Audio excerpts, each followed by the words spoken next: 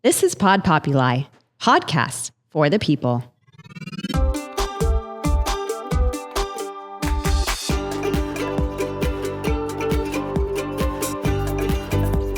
Welcome back to the Cinnamon Effect. I'm Kimberly Hand, and today I'm here with Chelsea Gambino. She is a luxury travel advisor with Fora Travel. I'm so excited to talk to you because travel is such a big part of my life. It's something that I want to do to celebrate. It's like if I have any free time, I want to see where I'm going on a trip. And we connected, virtually through Instagram. And I actually was telling you I saw one of your reels talking about Telluride being a hot place, a hot ski destination. I love Telluride so much, and actually that reel got me so much heat. I did not realize how passionate people were about ski destinations in particular, and I went to Telluride. I snowboarded there. That's where I learned how to snowboard, and I love it. I think it's a hidden gem because it's not super accessible. There's a bit of a drive. You can't fly into Telluride direct, especially in the winter, because the way that it's positioned in the runway, it's just really difficult. So you'd fly into Montrose, and it's a bit of a drive into Telluride, but it's worth it. And you were kind of competing Telluride with Aspen. Yes. In the reel. And that did not go well. But for me, I love recommending destinations that are not top of mind to people. Over-tourism is a huge, huge problem across the board. So if we can kind of root for the underdog, I guess, that's always going to be my approach. Yeah, I love that. I love that too because, Aspen gets a lot, they get a lot of the fanfare, but there's some really great places. I used to live in Park City, and you were saying that's one of your faves. Obsessed with Park City. So I have to be honest, I don't love winter trips. Okay. My husband's the one that grew up snowboarding and skiing. I did not, believe it or not. I actually learned as an adult. So on a whim, I saw a really good flight to Salt Lake City, and I thought, okay, it's the summer. I think it was over Labor Day weekend. I'm like, let's go to Park City and just see what it's about. We loved it. It's still to this day a trip that my family talks about consistently. And I think living in Florida, it's flat. Everything is flat, or you have the beach. And when you go there, it's beautiful. I mean, the mountains and being able to hike. And I have boys. So for us, I like to say we returned back to our hotel sweaty and filthy every day. Yeah. And we loved it. My kids were rolling down hills. They were playing with sticks. They learned to skip rocks in a stream. And they were just kids. And that just felt so good. Yeah. Park City is, it's a great place. That's why we moved out there. Also, the proximity to the airport. We were versus being in Denver and you have to drive 2 hours maybe to some of the ski resorts. Right. Park City's so close, 30 minutes. It's my favorite to recommend. And I know it's definitely a more popular destination, but for entry into ski for families, especially families with small kids or families that are maybe planning to rent a car but are nervous about the driving conditions, Park City is definitely a go-to because of the proximity. And for us in Florida, there's a fair amount of flights into Salt Lake. Yes. Yeah, we actually would fly from Orlando sometimes. Ooh. A little tip there. Yeah. Because they would have a direct. And, if you're driving from where I live to Fort Lauderdale, it's almost the same distance. Right. So right. we would sometimes go to Orlando, and it was usually cheaper from there. Yeah. I feel like, but and I think I would pick Orlando over Miami anyway. Yeah. If I had to choose, but obviously PBI Palm Beach International would be my number one pick always. Yes, it's such a great airport. You can't beat it. Yeah, you can't beat that one for sure. Oh my gosh. Okay, we're gonna talk about more hot takes, but I wanted to start with you. Got into travel because you planned in 1 year 23 trips for your family. Yes. So this was going through my mind because I'm like, wait a second, was this all her, you, your husband, and your kids? Were these for other family members? Talk me through that. Okay, so primarily it was just our little family, and I distinctly remember driving down the road near our house, Jog Road, if you're familiar at all. But anyway, we were driving, and I said to my husband, what do you think about doing 23 adventures in 2023? And without missing a beat, he was like, sure. And in that moment, after I said it, I kind of had a moment of what are you thinking? This is insane. But for him to be so yeah, of course, we could do this, I was thinking, okay, maybe. So my husband's a physician. He doesn't get much time off work. And we were kind of living in this idle zone where we were feeling unless we had a week or more to go on a trip, we're not going to travel. And I kept thinking, like, that seems foolish, and there's got to be a way to maximize his time off and be able to do things. I'm a big proponent of staycations. Honestly, just put me in a hotel and I'm happy. Yeah. So from there, we just started building it out. So we did a mix of cruises, we did staycations, we went to the Bahamas, we went to Mexico, we went to Texas, we went to Colorado, we went to Boston, we went to Honduras. I mean, we did local events, we went to Amelia Island. I took my kids for the first time to Monster Jam. So the only rule was that we couldn't have done it before. So it could be like all new destinations. All new destinations or all new events, things that they hadn't seen. Another thing that we had done was we went to the Miami Children's Museum, which is incredible for families. It's probably one of my favorites in our South Florida area. But we had never been before, so we had like a little Miami weekend, and it was super fun. So these were like shorter trips. Short trips. So a couple are one to Colorado and our one to Texas and Boston. So when we had to fly, it was a little bit longer. But oftentimes, like, I'm a 3-day, 4-day weekend warrior. I love So that. I'm really good, and I would say that's something I'm like excellent about, and I actually talk a lot about it in my newsletter, is how to maximize those days. So like with President's Day weekend coming up, I would say fly out Thursday night, or maybe Okay. take a half day, take off Friday, you have off Saturday, Sunday, you're off Monday, and then maybe take off Tuesday, come home Tuesday night, because flights will probably be cheaper leaving on Tuesday versus Monday when everyone's returning for President's Day weekend, and you're only taking off Tuesday and Friday, but you're getting, essentially, if you plan your flights in the evening on Tuesday, 5 full days in a destination Yeah. with 2 days off work, which really is great. maximizing. Yes. I can see you being just I'm like so... a chess player when it comes to that. And so what are you doing, like, when you are building a trip? Is it around, one certain activity? Like, when you're doing this with your family, maybe you have boys, so, like, it's kind of varied interests, Yes. right? So tell me how you come up with, like, what you're going to do, because I have decision fatigue. Yes. Where I feel like I cannot make a decision. Yes. And I feel like most of my travelers are that way. And I love to say that it's analysis paralysis. So even working with me, you'll find that we can tweak things, but I'm not one to be like, hey, here's these 5 hotels for you to consider, because they all start to look the same and it makes it really tough. So my approach to planning is really the same approach I would give someone that wanted to do it themselves, is kind of my 3-3-3 rule. Okay. So even with my full itinerary planning clients and I'm chatting with them, I have them think about 3 core experiences. So so if you got on the plane or you got back in your car to leave, these are the 3 things that you would be devastated if you missed out on. So start there with your 3 core experiences, and then 3 meals, like 3 good spots, whether it's something like a food truck on the side of the road you saw on Instagram, it's some fine dining restaurant, 3 good meals, and then 3 good blocks of time for spontaneity. So whatever, you want to feel like doing that day, what the vibe is for kids, their vibe can wildly vary based on like the night of sleep they had before. Did someone have, the wrong pancake at breakfast? I mean, you just don't know. Yeah. So for my travelers, and even for myself, I send my travelers with what I call a know before you go guide. And I do this organically for myself in my notes app, but I research before I leave, and I come up with things that maybe I am not ready to commit and buy tickets to, but I would want to see, somewhere we could walk to, or a museum or whatever, because when you wake up in the morning, the last thing you want to do is spend time in your hotel room figuring out where you're going to go. So I typically give a backup plan. So it's like, okay, everyone really wants to be really relaxed. And my kids are avid readers and love libraries. So we like to visit different libraries when we travel. So maybe they're really like in a chill mood, and we're going to go find the Park City Library and see, what's going on there. Or maybe, they really need to burn off steam. So like, here's some playgrounds in the area. So definitely I live by like the 3-3-3. So 3 core experiences, 3 really good meals, and 3 good chunks of time to just do what feels right.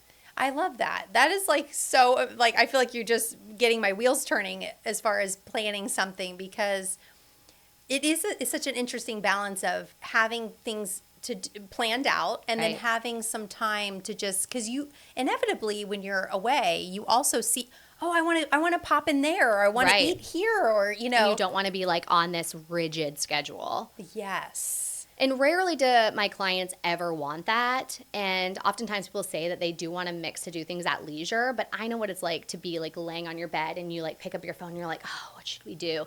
And, you know, especially me, like the queen of maximizing time off, that's not a good use of your time. So to have that little handy list to fall back on is instrumental, I think. Yeah.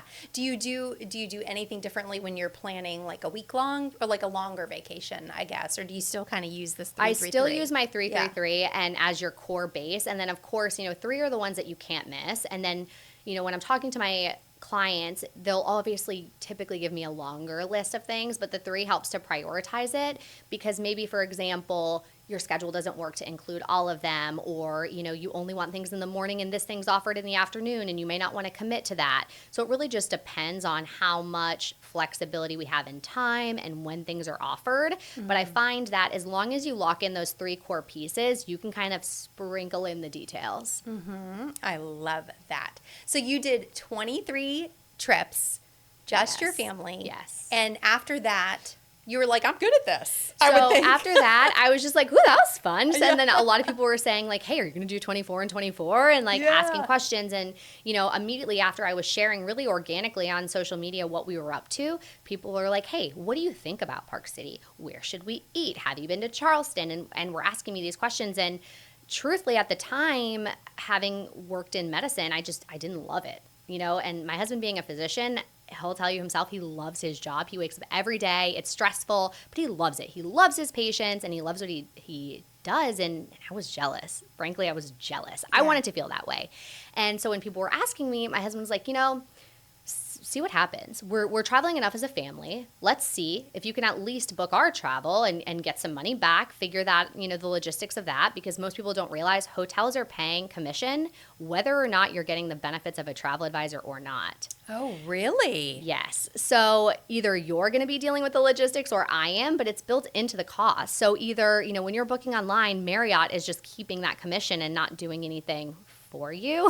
Who knew? I know. That's like a hidden secret. I know, I feel like. it is. It totally is. So he was like, hey, take a stab at it and see. And I was like, okay, thinking I would just have this fun little creative outlet. But my fun little creative outlet was a full-time business within like the first month. And I was like, hey, I think I'm going to make a little career change here. Yeah. Well, you said you hit like a major milestone in the first year.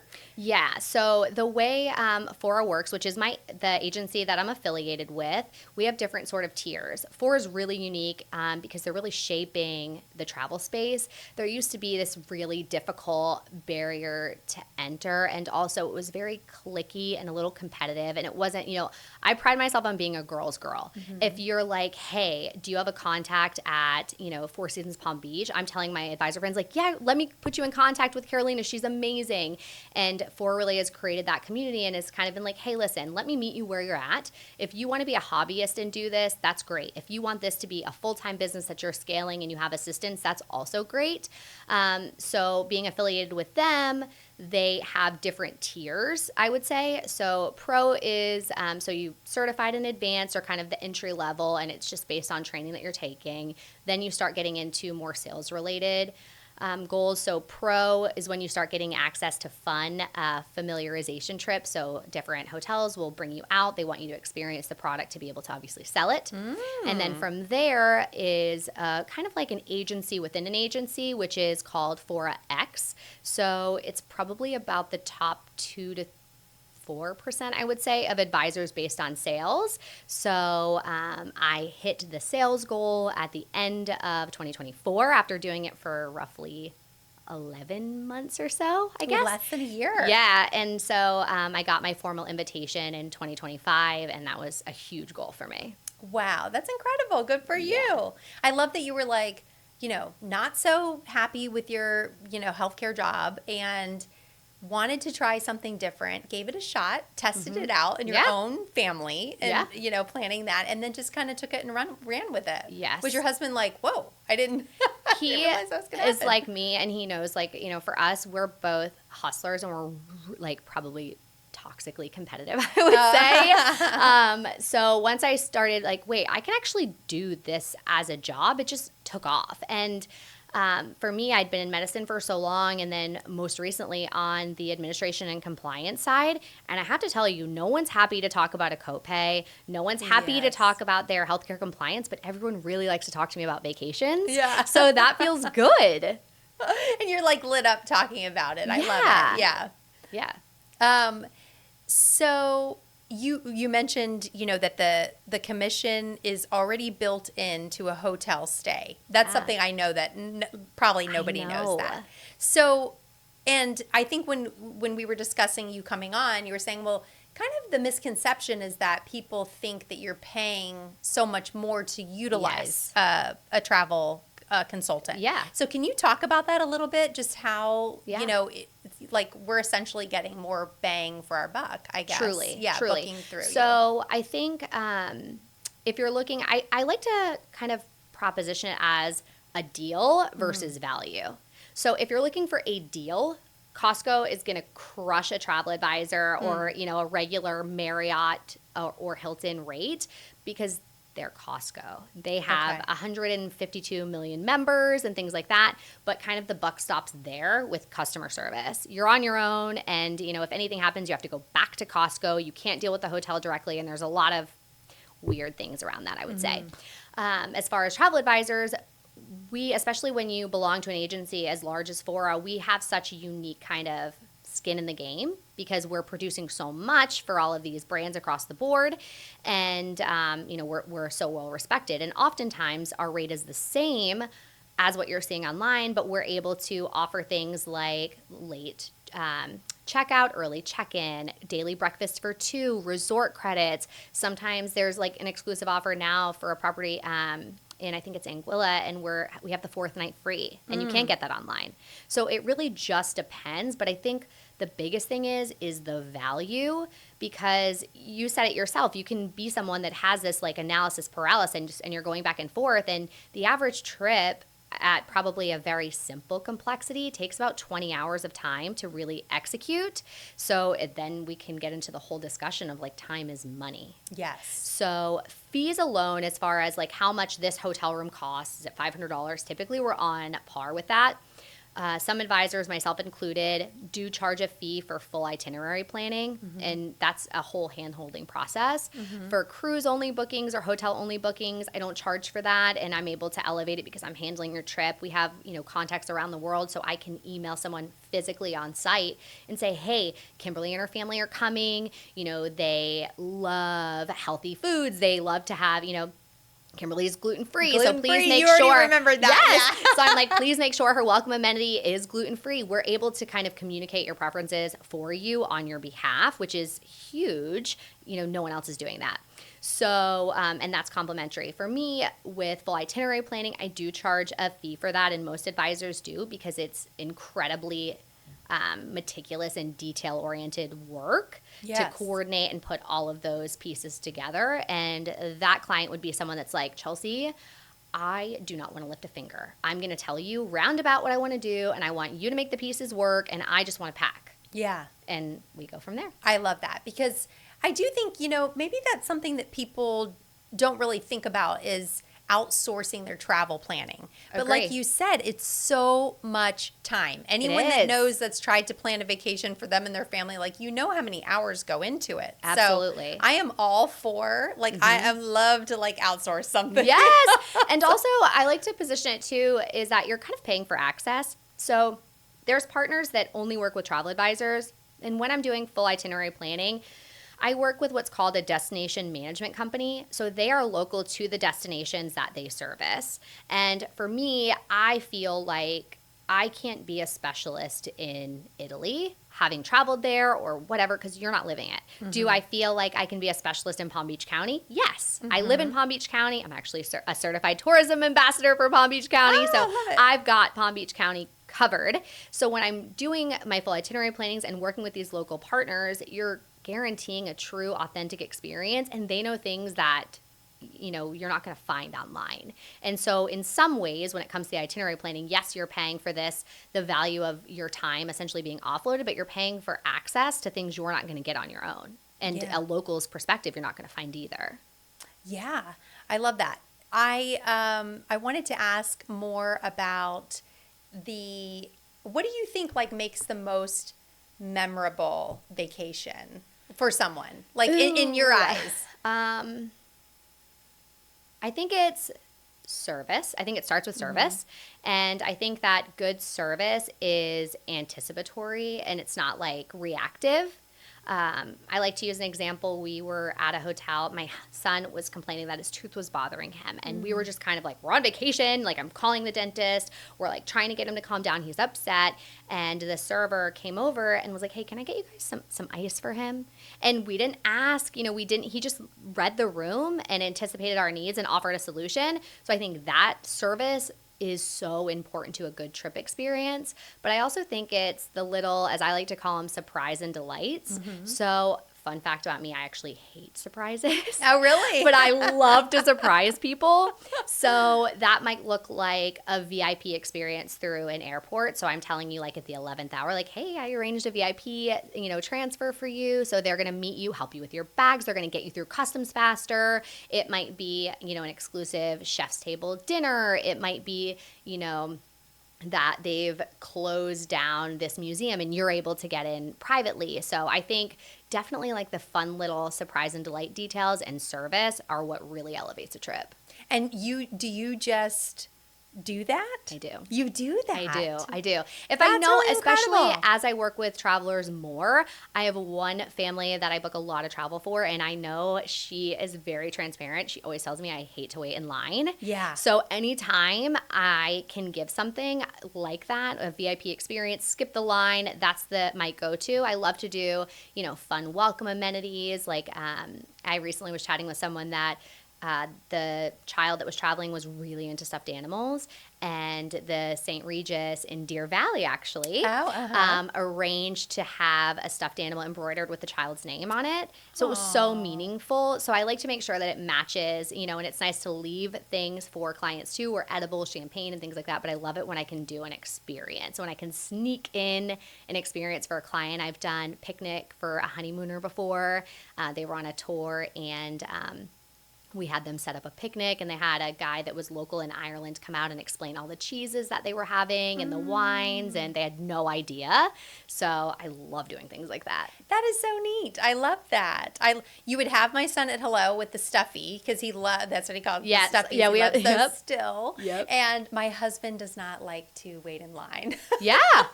And most That would people be don't, his, because again, we're going back to this like time is money thing, and we only have so much time when we're in a destination, and the majority of my travelers are busy families or executives, and they're like, I have this many days. I don't want to be stressed the whole time. How do I maximize it? Yeah.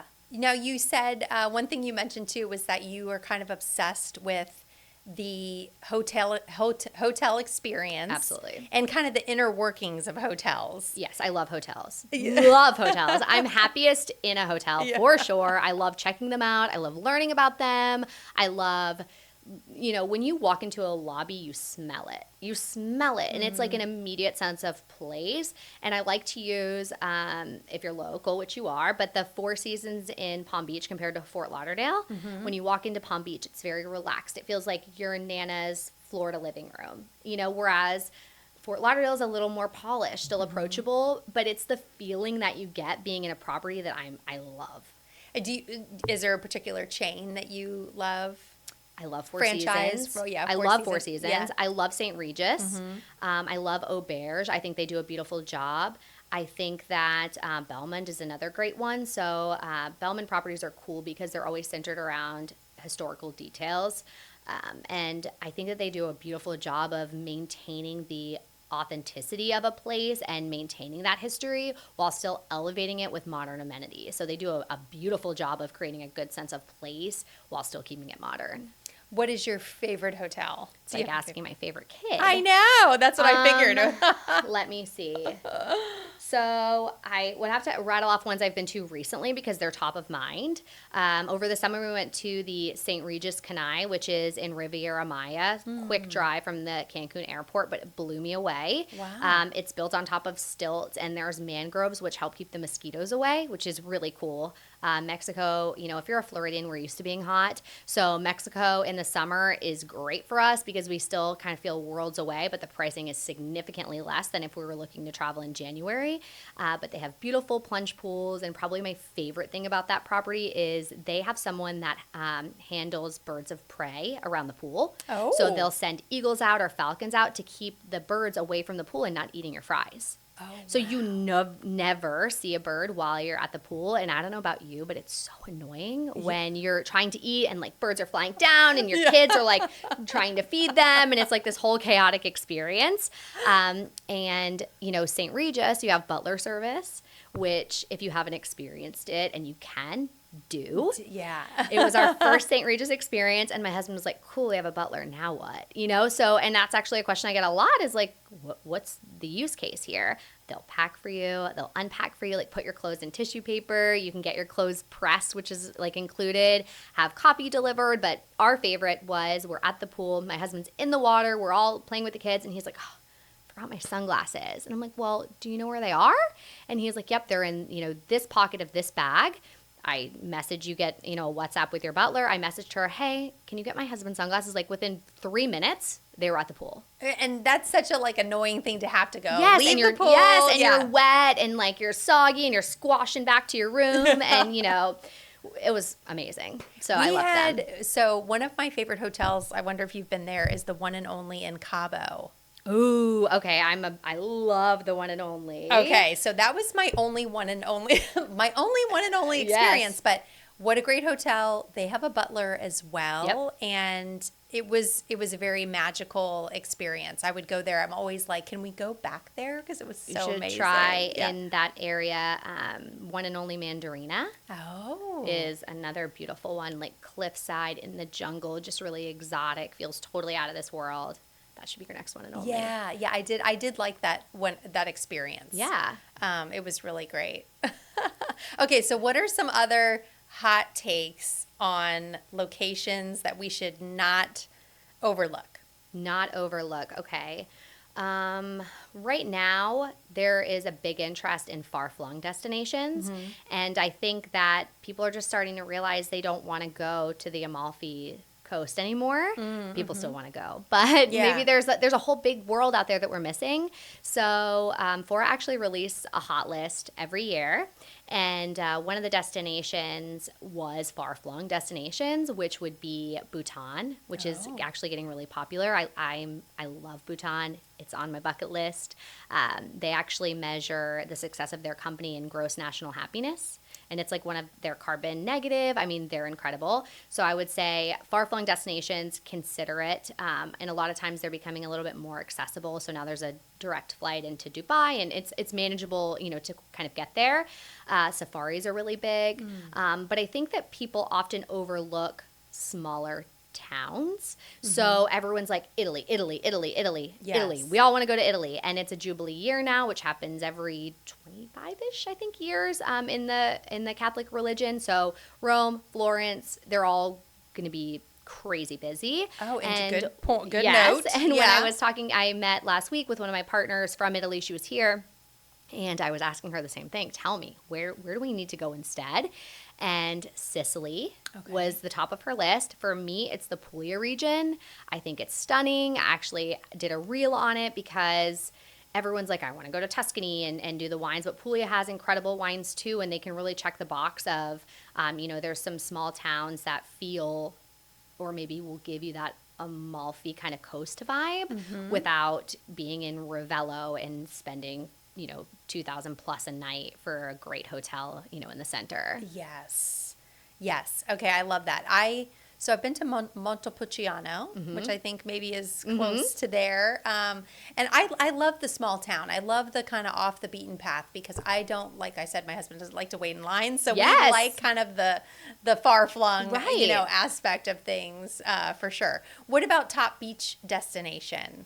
I will always say yes to Mexico. If Okay. you know me, I will always say yes to Mexico. And I feel like for us Floridians, Mexico is so easy to explore. And I feel like Palm Beach is always great. I would say probably my hot take is a lot of people are looking to come to Miami, and I will always pick Palm Beach over Miami tenfold, especially if you hate waiting and you hate traffic. I also feel like for me, I plan a lot of families, and I think Palm Beach is just really nice for families.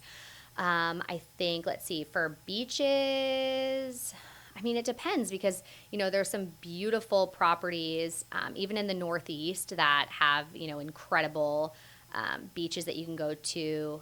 But I think it'll always be Mexico. Bahamas is another good one. It's hard. You mentioned Anguilla. Yeah. I've wanted to go there. Yes. They have a Four Seasons there. That's like incredible, right? They do. Yeah. Yeah, and that's actually topping a lot of people's list. Getting more, I think, requests for the Caribbean as a whole. Turks and Caicos is another big one. There's a brand new property that opened in a St. Regis that opened in Aruba that we expect to be pretty busy because previously the other luxury property there was a Ritz, and they have residences there. So I think that will be probably a big one, especially when it come into the holiday season. Yeah. Oh my gosh. What are your thoughts on Airbnb? No. I bet no. Just absolutely not. If you take one thing away from this, it's a no. So, okay. I know. I felt like I had to ask about this. Yeah. Okay, so Airbnb. So I do have some clients that need homes. Maybe there's 20 of them traveling and, we can't accommodate with connections or a large enough residence in a hotel. And I understand that. And we do work with incredible partners that offer homes and villas, especially ones that are staffed, I love. For me, and you're a mom, when I go on vacation, I do not want to be making someone else's bed. I don't want to be, fumbling and figuring out how to get in, where's the trash, where's this, and for me, I love room service. Yes. I live for it. And people argue with me and say, well, Chelsea, there's Uber Eats. I'm sorry. Uber Eats is not coming into my house, setting up my nice tray, doing the dishes. None of that's happening. So I will always pick a hotel, but I have to tell you, I had a friend recently that was going on a friend group trip. Someone else had planned it. They were staying at an Airbnb. They're all getting ready to leave, got to catch flights. They go to try the door and it will not open. Totally locked in. Cannot get out. In the house. Cannot get out. Trying the door, doing all these things. They cannot get out. Over an hour has elapsed. They're trying to talk through Airbnb. How do we fix this? Blah, blah, blah. Finally, they got authorization and had to literally break the door to get out. And it's not happening at Four Seasons. No.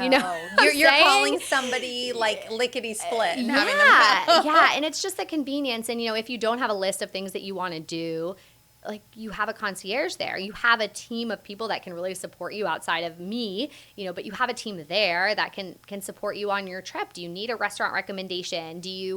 How far is this? Where can I go? Whereas in an Airbnb, I feel like I've just picked up my life and I've moved it somewhere else. Yes. And I don't want to do that. I want to feel like I'm on vacation, and I feel like you can't really get that when you're in an Airbnb. Yeah, I also think you are relying on a personal homeowner to make sure that everything is clean. Right. Yeah. I once went to an Airbnb and I could tell the owner had very long, dark hair because it was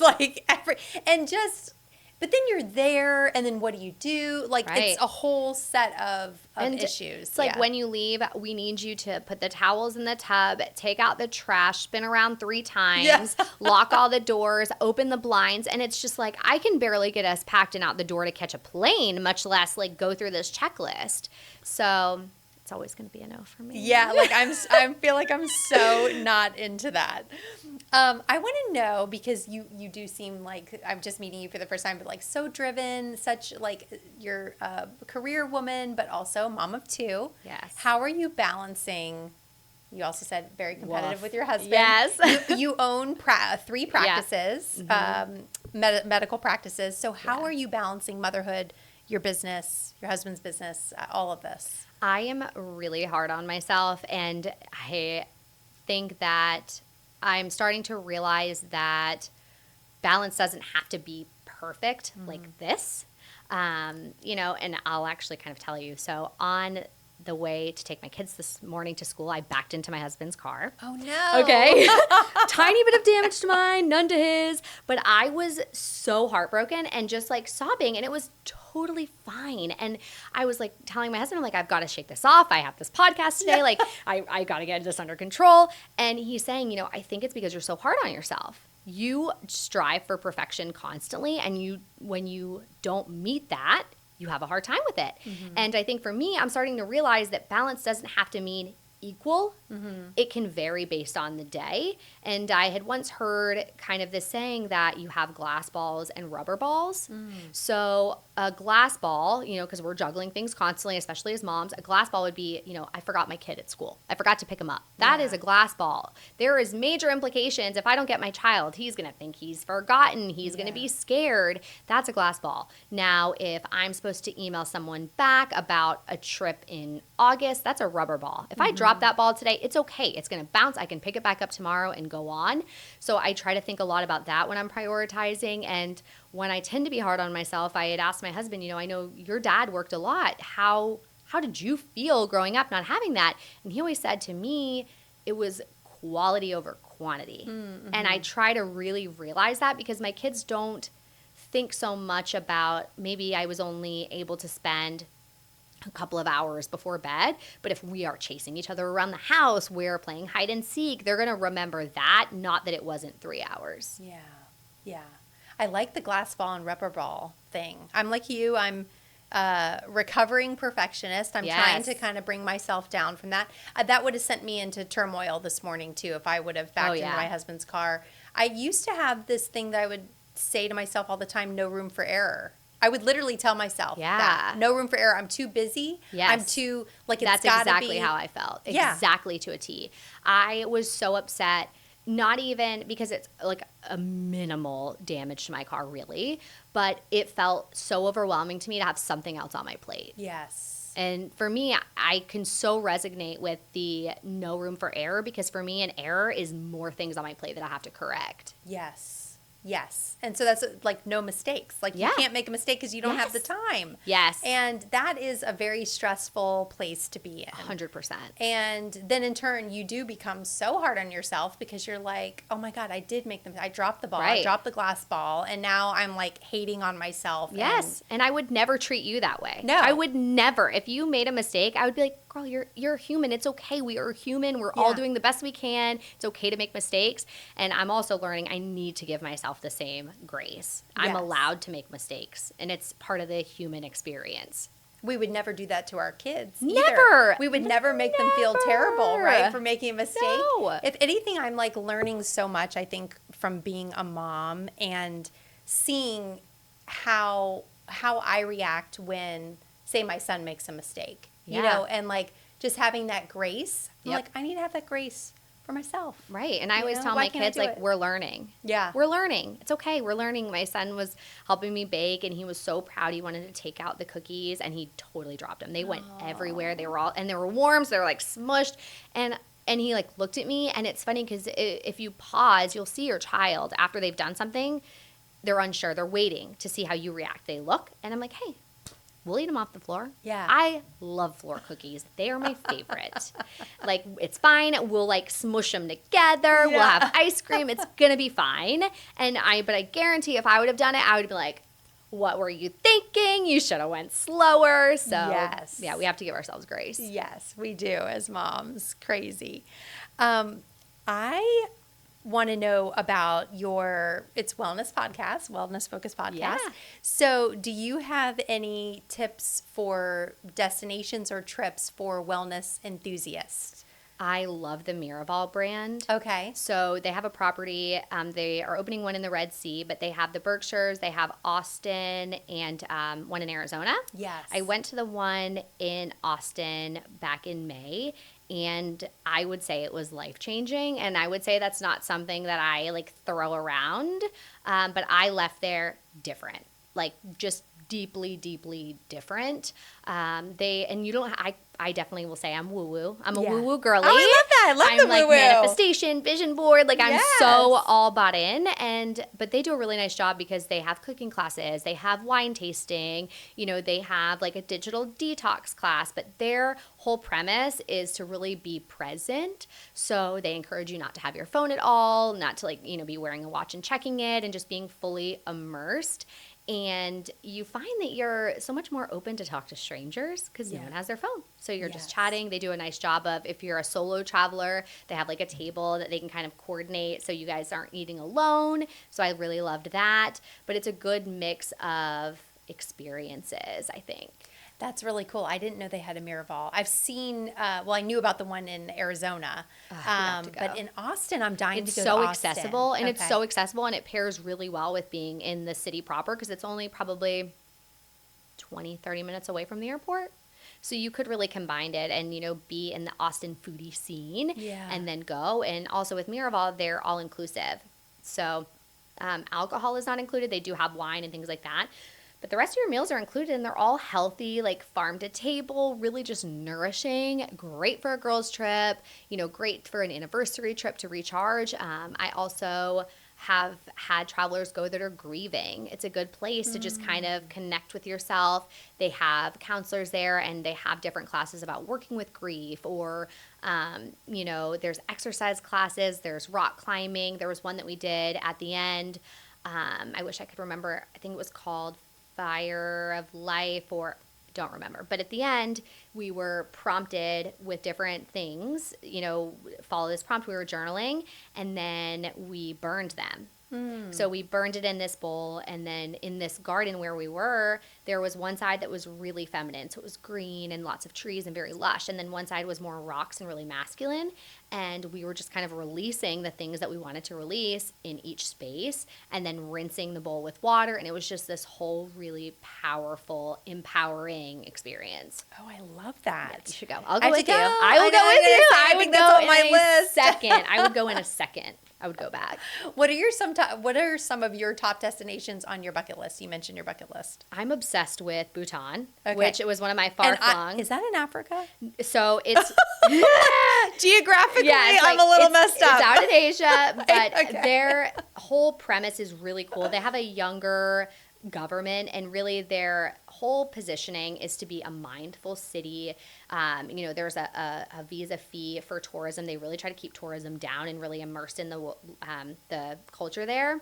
But I love that their whole thing is gross national happiness. I know. That is how they measure their success as a country. And, we were hearing at an event I was at about different people that had went, and they were saying it was life-changing for them because as they were interacting with people, they were like, oh, what's your life like? Da-da-da. And, us Americans were sharing in Bhutan. They were like, right, but are you happy? Yeah. Like, they don't care if you have this 6-figure business. They want to know, deeply, are you happy?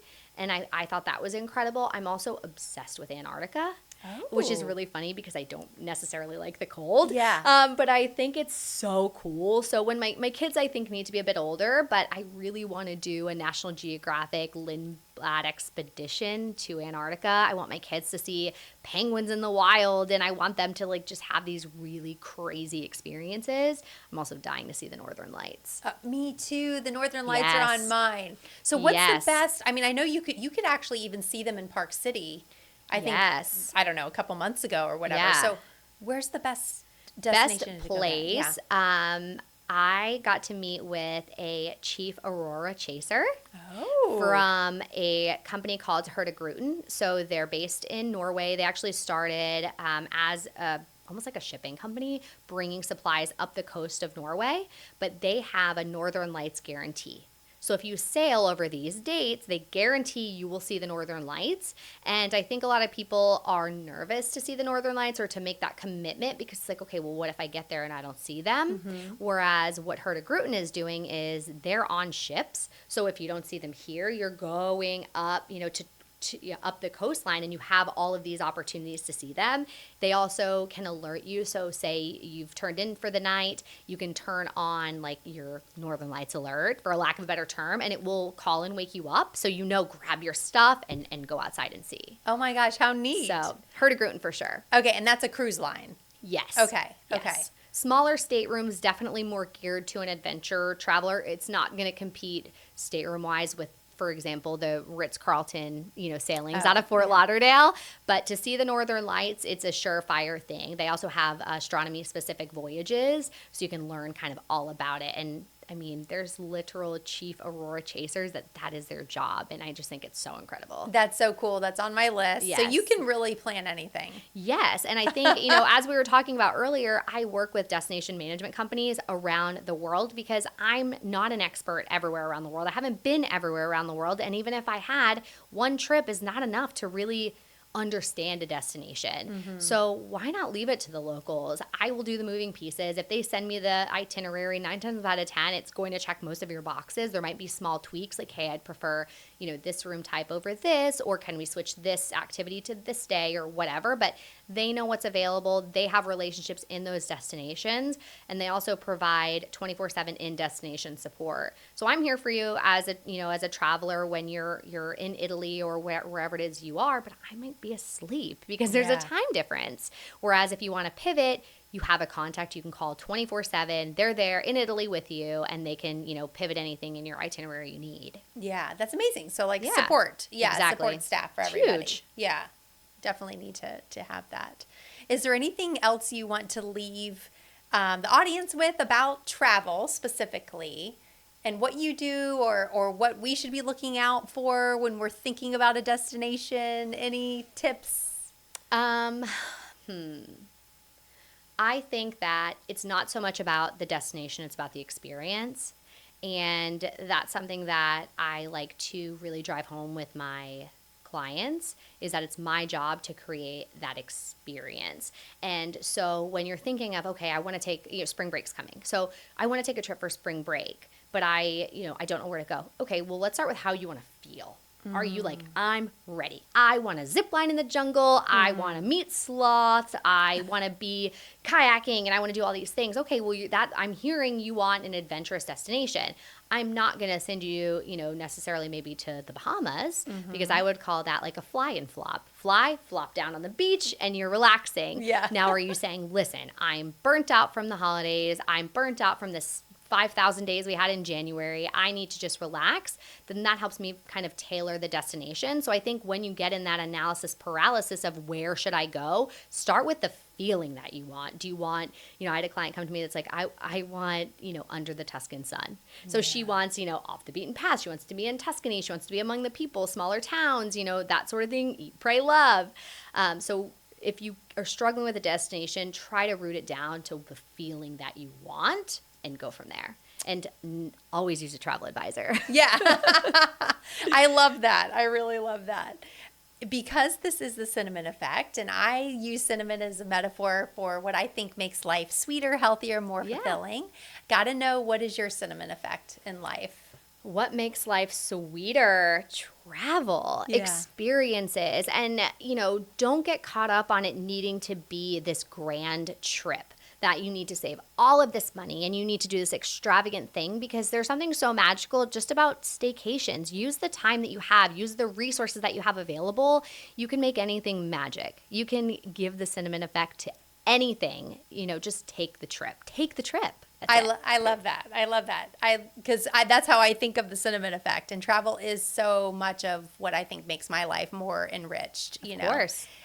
Curious, because Palm Beach County, where are you telling someone to go when they're here? Like, I feel like there's so many things to do, but like, what are some of maybe your top 3 that you're saying must do, or maybe there's a must eat? What are some things that you're... Okay, Marianne's in Delray Beach is a little hole-in-the-wall sandwich shop. They have this turkey sandwich that has stuffing on it. It doesn't need to be Thanksgiving. It is incredible. I also love the French Bakery in Delray Beach. They have a turkey Munster avocado sandwich and a raspberry croissant that's incredible. As far as stays, I love the Four Seasons Palm Beach. I will always love that property. It's near and dear to my heart for sure. It's great for families. It's great for couples. I think that Murakami Gardens, and I'm obviously Delray based, so it's so easy for me, but Yeah, you get some learning about Palm Beach County and learning about the history and just how like the Yamatos came over and just infused so much of that Japanese culture into our area. And then came the Murakami Gardens as an ode to that, and just kind of appreciating those experiences. Norton Museum of Art in West Palm is also incredible. So I think people often think that maybe Palm Beach is like a fly and flop destination when really there's a whole different side to it. Yeah, we have a lot of culture too. We do. We're lucky. And you and I have something in common. We're the daughters of firefighters. Yes. Well, firefighter Yes. / police officer, Yes. right? And Yep. so we made that connection. Yep. And you showed me your vision board when you came in, and you had Yeah. a picture of a podcast. So, I did. so excited to have you Yes. here today, Chelsea Gambino. Thank you so much. Of course. Tell everyone where people can find you. Absolutely. So I am on Instagram at Chelsea Gambino, and that is definitely the easiest way to work with me. DM me, reach out to me. I am there. You can also find me on my website, which is chelseagambino.com, and I cannot wait to plan some trips for your amazing listeners. You're the best. And that's how I found you on Instagram. Yes. Talking about Telluride. So, yes, Yep. her hot takes are awesome on there. But thank you so much for course. being here. Thank you for having me. We'll see you guys next time on The Cinnamon Effect. Thank you so much for listening. If you like this episode, please rate, review, and share it with somebody you love. See you next time. Bye.